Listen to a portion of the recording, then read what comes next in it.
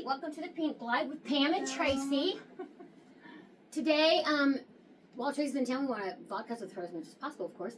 But she is, we have a topic today about, what's that? I'll have you explain it. We're going to talk about, let me fix this. What are we talking about? Passion, usefulness and purpose. That's right. Talk about usefulness and purpose. Because I think a lot of us get to points in our lives frequently that we feel useless. Well, especially to me at the empty nester stage. Yeah. It's like your whole life is your children. Mm-hmm. Even Kyle Richards off the Beverly Hills Housewives. She was just like, she goes home to an empty house and she doesn't know what to do with herself.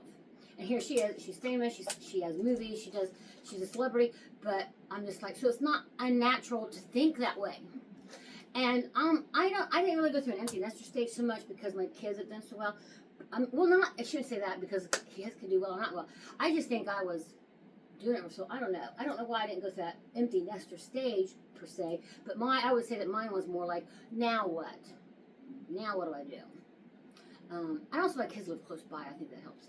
But anyways, well, I think you kind of went through it too, and Katie got married. Yeah, that's true. Mm-hmm. And Katie got married, that was hard.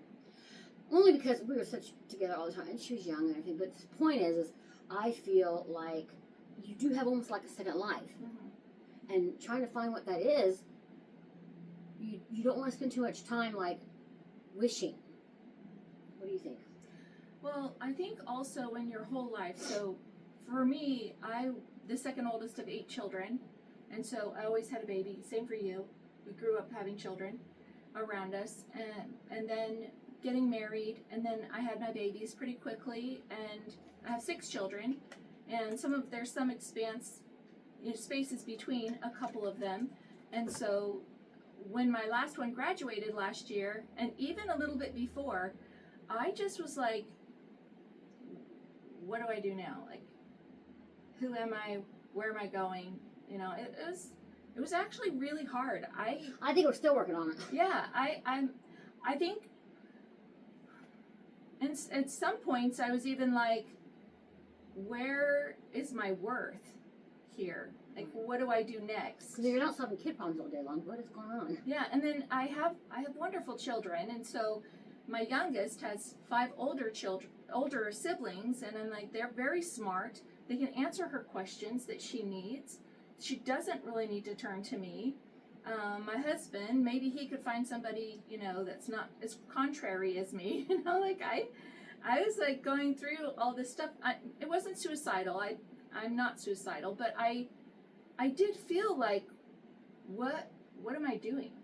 Where do I go from here? And I'm a stay-at-home mom. So I was a stay-at-home mom almost the whole time. I worked through parts of it, but for the most part, I stayed home. And so here I am now going, what do I do? Mm-hmm. And the mourning. I think the hardest children to parent are adult children. Yeah, because you can't fix their boo-boos with a little Band-Aid or a little kiss on the cheek. Mm-hmm. And you're never sure. Do I go forward, backward? Did I say something wrong here? Should I fix this? Right, because they can walk away. Yeah, because they can walk away, and you don't want that. Right. You want to be able to keep it, but then you also, even though they can still walk a parent. away, yeah, and you don't want to be afraid of that, right? Because you still need to be able to say things that are important. My mother told me before she passed away in 2010. This was when I was talking to her about Katie, and Katie got married, I think, 2008. But she just said, maybe 2007. But she just said, all you have to do is become a friend, a wise friend, when you're an adult, when you have adult children. Mm-hmm. So I realized that my role changed from I don't have to mold her anymore. I just have to be a wise friend. So when she needs me or when my children need me, I'm available. But if they want to do it on their own, I need to take a step back. Yeah. And then also, there are some times when you need a reminder that people still need you. So give me an example of that. Oh, so I had a couple of incidents. One of them was my daughter Katie came up, and for the last couple of times she's come up, her kids got sick. They bring the sickness because Ruben was sick that night, throwing up and stuff, and later that she stayed for about a week and a half, I think. And later that week on a Wednesday, I got sick. Now I didn't throw up, but I was pretty sick all day. And then that night at around 10 o'clock, she went to sleep because, you know, she's had sick kids and stuff like that. And she was sleeping with me because we didn't have a lot of beds and my husband wasn't there for a week. So Katie's sleeping next to me and I get up because I feel like I have to go to the bathroom. So I get up to go to the bathroom and then I feel like I'm going to throw up. So I go into the kitchen and my daughter Jillian, who's 23, she's sitting at the table. And she just got a feeling she was supposed to go on a date. And instead she just got this feeling that she shouldn't go, she needed to stay home. So she did. Oakley, my 18-year-old, is in her bedroom. The babies, all my grandkids, are in the bunk room, laying down or sleeping. And then Jilly's at the table. So I go into the kitchen and I get a bowl out and I set it up on the table and I feel like I'm going to throw up, right?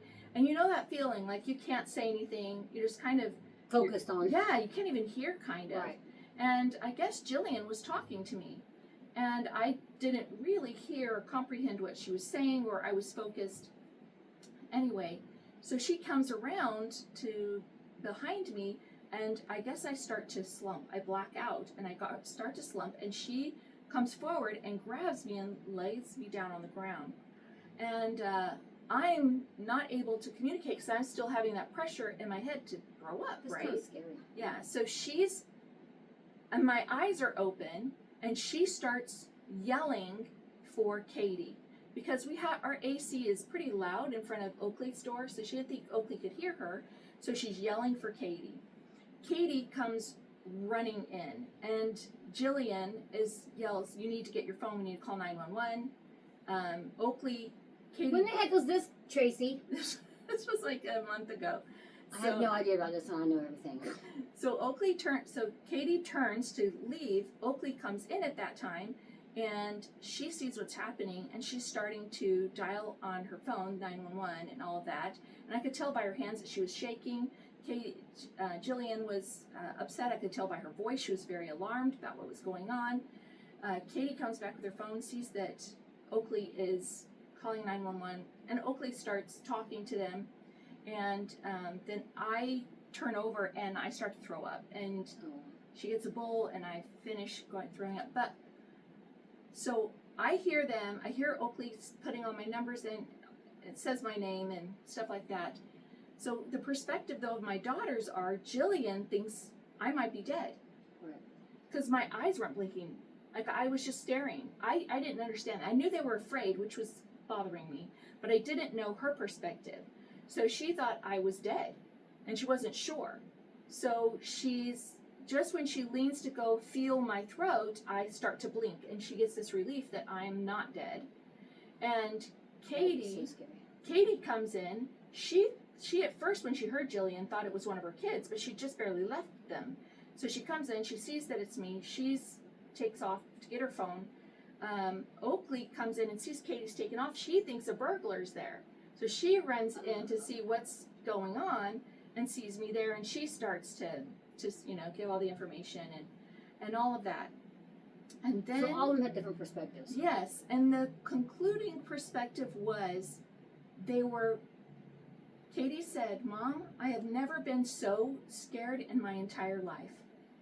And then 2 days later, she's sleeping next to me. It's early in the morning, and I hear her say, "Mom, Mom," like calling me. So I wake up and I go, "Katie?"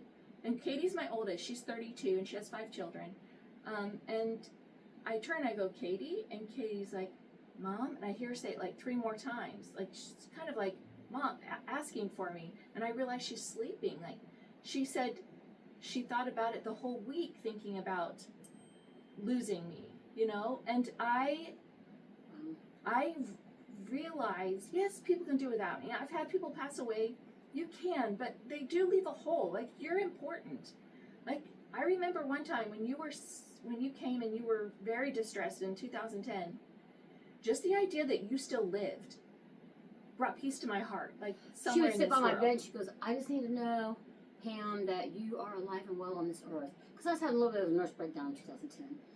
Some of you that were in Chicago remember that I left for a period of time, for about 9 months or so, and she would just be like, "Pam, I need you to really want to to stay around, you Yeah. know, because I was just I would stay in bed for like 3 days. That felt like dark around me, like this wet darkness. It was hard, and I was really just I think that's how nervous breakdown, to be honest. Yeah. But anyways, it just I remember you sitting by my bed specifically saying, I don't need you to do anything. I just need you to be alive on this earth. But I wasn't suicidal, but I felt like I didn't feel suicidal at all because I didn't want to hurt myself. But if I could have gone on a beach in the Bahamas and just disappeared, Yes. I would have. I think I said that to you. It is just disappearing. Yes, Yeah. I just wanted to disappear and not hurt anybody. Yeah. If I could just lay on that beach and just go into the next world, but not hurt any of my family, boy, I would love that out. But I'm glad that didn't happen. Yeah, and that was me too. Like, I just was like, you know, I could disappear and it would be okay. But that one incident, there were a few others, but that one that really was like, okay, they do need me, you know? They still need I even me. think when my kids are upset with me, they still need me. Yeah. And so I mean, they just, you know. and you know, I don't, I miss my mother. right. And I wish I need my mother still, so. Yeah, so I think the first thing is that you're worth something, right? The fact that you live and that you give to this world in a kind and caring way. Oh, here's Interesting that she just said give. I think contributing yeah. is an important part of your sense of purpose. Oh, and there was another incident. So my daughter Kirsty, she's 27. She's my third child. She had a few of her friends from high school and church come over that she hadn't seen for a while, and I adore them. I was a leader in church at that time with them, and they are a part of my heart. Anyway, she had invited them over for a Galentine, and one of her friends, Sydney, she just had a baby, just adorable. She came into the house to go to the bathroom. They'd been outside playing with their kids on the lawn and everything and just having a great time, and Sydney came in to go to the bathroom, and we had moved during this time. So it's a new house. So she comes through and she says to me, I'm kind of cleaning toys. She said, it's a new place, but it still feels the same. And it's just these little things that It's still home because mom's there. yes. It's a little That's how I piece felt of with my mom something. too. Yeah. Wherever my mother was felt like home. Yeah, and Sydney, she's not, well, for me, she's a piece of my, children, but, and I adore her. But that little reminder that I made an impression on someone's life, that they felt this lovely feeling. Here's the thing. I noticed that my mother's one that made it home because after my mother passed away and my dad was married to other people, another person, it wasn't home anymore. So that's why it felt, you can feel that difference. And here's another thing is my grandmother, after she passed away, I went into somebody's home and I didn't realize my grandmother had a smell. Her house had a smell. And I went and I smelled this smell that was just so lovely. And I was just like, my grandmother, like this just smells like my grandmother, And I think we need to realize that we may not have a purpose that's the same as it was before, but we can have a new purpose. Right. That we're still of value to the people of before, that they love us, they care about us, and we have purpose in that.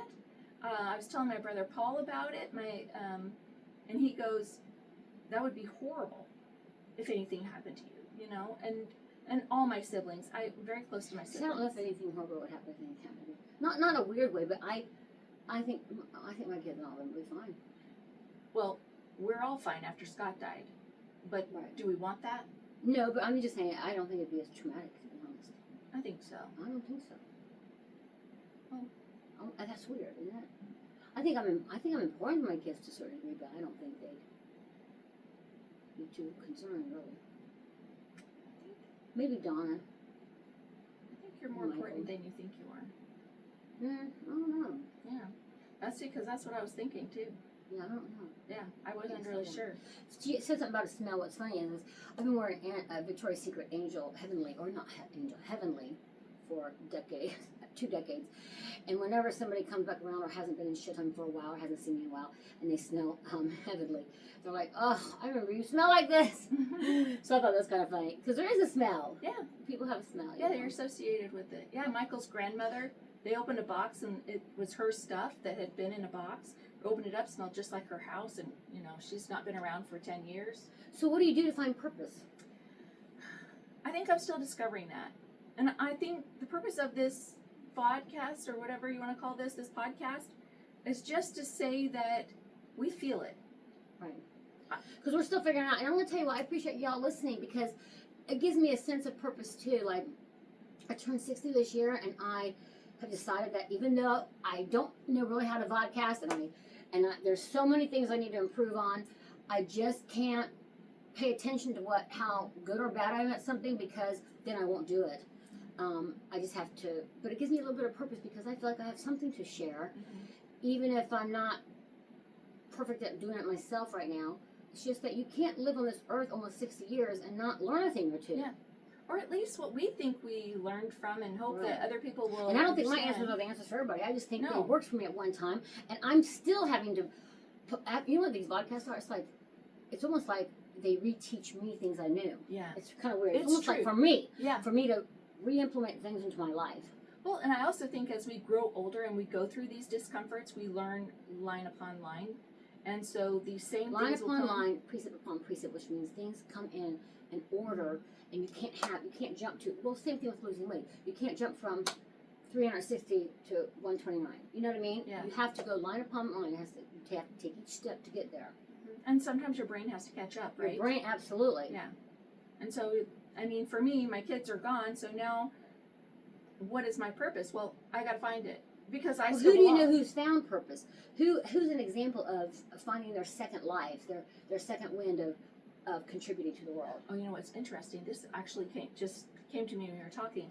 I think one thing that people forget, and I think I was talking I about. forgot to put our microphones on to talk loud. Oh, I forgot about like when we were in the convertible, where we were saying. Oh my gosh, it just went out of my brain. We were in the convertible. We were talking about. Do you want to do this again? No, I'll just Okay. come back to it. Okay. So we were in the convertible. Oh, okay. So we're in the convertible, and we were talking, and oh my gosh, it's gone. Seriously. This is what happens when you turn 50. Like, you have those things where you go into a room and you forget why you're there. I'm telling you, I was in my garage parking my Mustang, Oh, and I was hitting the back wall. I got it. I just ignored. okay, I got it. Okay, I'm sorry. Talents. This is what I was talking about. So everybody feels like you have to figure out who you are as a child, right? We got to make them a soccer player. We got to make them a And piano especially nowadays, player. because you have charter schools, it's like I Yeah. feel like kids are having to figure out their degrees or what they're going to do for the Yeah. rest of their life at 14 years old. Or 5 years old. Yeah, it's like crazy. You've got to play the piano. You've got to do this, blah, blah, blah, blah. And if you don't, you're screwed for the rest of your life, you know? Right. And I just want to talk about the fact that I did not discover so much of my creativeness in sewing until I was in my 30s. I had my kids. Halloween was so fun. We had such a great time. So I learned how to create costumes. This came up because of my crafting. She goes, you can find talents later on in your life. Yeah. Because I'm like, why? How did this come? Why am I doing this now? Because I never understood crafters. I'm like, that's just what? Yeah. But you find other interests You as do. you go on. As you go on, you learn new things, and then you're like, okay, I know how to do this. I want to learn how to do this, and then If you stay the same, compare it to a heartbeat. If your heartbeat goes like this, you're dead. You gotta keep this seriously. you're right. This is not where you want to be. Da da da. It's the up and down that keeps life interesting and actually keeps you alive. Mhm. So compare it to your heartbeat. So I'm going through changes and I'm finding out new things about myself, and I'm actually really enjoying getting to know that person Mhm. because my purpose has changed. And I think at our age, I hope we have some knowledge that we can pass on. So that's another reason why I got into life coaching. It started just before my kids started, my last 3 were leaving. And so my purpose, I feel like, is to help with what I do She know. coaches people. So that would be my thing that I think I'm going, more into right now. But So putting this in, finding a purpose, it's not like you have to sit down and map this out like you would in business. For what has worked for me, and I'll tell you when it doesn't work, is when I think too much. If I'm thinking too much, I will talk myself out. There was a period of time here that I didn't do a podcast for 2 weeks in a row, and I'm trying to at least do 1 or 2 a week. And it's because I found out all the reasons why I shouldn't be. Mm-hmm. And it just plays with my brain, and I've decided, throw all caution to the wind. Just like she said, should we start over because she couldn't remember something? No, you're going to see.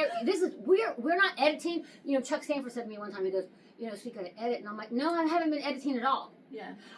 This is pretty much true. this is pretty much cold turkey, Okay. and you're getting the rare bones of it all. But if I think about too much and make it too hard, then it's going to not happen. And I don't want to live in the future.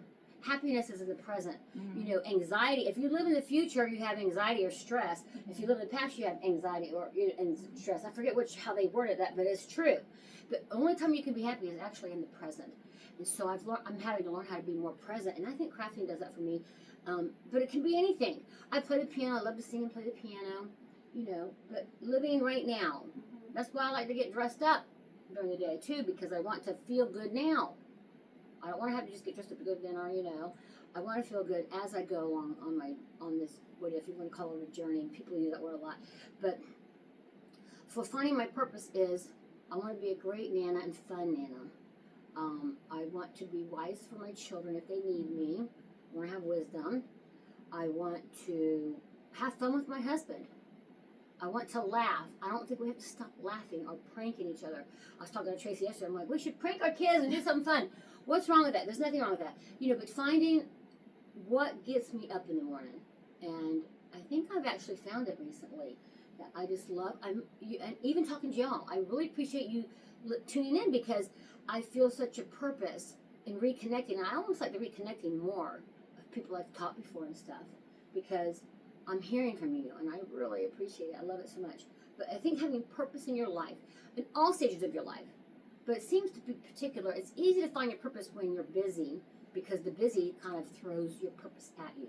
Well, When your baby's crying, you yeah. know what you got to do. Right. When your kids need food on the table, you know what you got to do. But when it's just you or your husband and you know, I could live in a tent with Ralph. It doesn't matter, you know. Well, and I also think we have to be okay with that we don't have purpose, but that it's coming. Okay, good. You know, because you have worth, and you just need to be patient. You'll find something that's going to work for you. You're going to find something that you're going to do better at. I'm going to find that. And it doesn't have to be a hobby. It can be even volunteering at the hospital, or finding out, or reconnecting with other people. Serving someone has never betrayed me at all. It always lifts me up. Yep. Doing something nice for somebody else. Even when I'm dropping off on my craft, and I'll be honest with you, I know my friends are like, having too much of my kids especially, like, oh, another thing we gotta keep. But and I said, just throw it away when you're done, or throw it away when I leave. But I get joy out of doing that too. Mm-hmm. Serving people is nice. Yeah. It helps. It elevates your spirit. Right. But what do you think? What kind of purpose are you what are you doing? Well, I think I'm still creating it. I mean, I I have think an life idea. coaching has been really good with her on her purpose too. Yes. So I have that, and I'm figuring out more of where I want to go when it comes to that, and that's in its process. But I'm okay now. Listen, Tracy and I have been friends. I babysat her when I was 14 and she was 9, and we've been friends ever since. And I'm talking about, like, when I went away to prison, Tracy took care of my children. This goes deep and long. She was very young then, 18, 19 years old, and we've been friends forever. Actually, might have been younger, like 16, because I'm 10 years older than you, aren't I? No, you're 5. 5 years old, okay. Oh, yeah, that's right, 5 years old. Yeah. But anyways, so she was 18, 19. But still, it's been recently, because when our children were being raised, we couldn't spend as much time together. Mm-hmm. Our friendship was never questioned, and time stood still. It's like, if there was a serious, happy, or sad moment in our life, boom, we're right there. Mm-hmm. But it's been really nice rediscovering that we are a little bit more freed up. Like, she sent me her flight information. I had no idea why she's really flying to here, Florida. In fact, we're driving to the airport, and Ralph goes, why is Tracy flying in? I'm like, I have no idea. She gets off the plane. I'm like, so what brings you in? Did something happen? Got it. She's like, nope, just wanted to see. And I'm like, isn't this great, this time of our lives, that we can just choose to go visit each other? Mm-hmm. Last year, I must have been in St. George 6 different times. I don't even know. Just because I wanted to go see her and just do what I wanted to. So, empty nester phrase gives you opportunity to do some things that you haven't been able to do. You know? And I think that's really important. Yep, I agree. So, I hope everybody goes out there and how do you want to sum this up? What's your word to go? What's the last send off? You're okay. That you're in the middle and maybe you're feeling sad, feel sad. It's okay to feel sad. And maybe the mourning will happen for a while because you are mourning something. You're mourning something you left behind. Right, but you're mourning that one thing you knew too. Yeah. But change can also be, change is uncomfortable, I think, for it's human nature to have change uncomfortable. Yeah. But when you embrace it a little bit, I feel like it brings you a little bit of excitement. Yeah.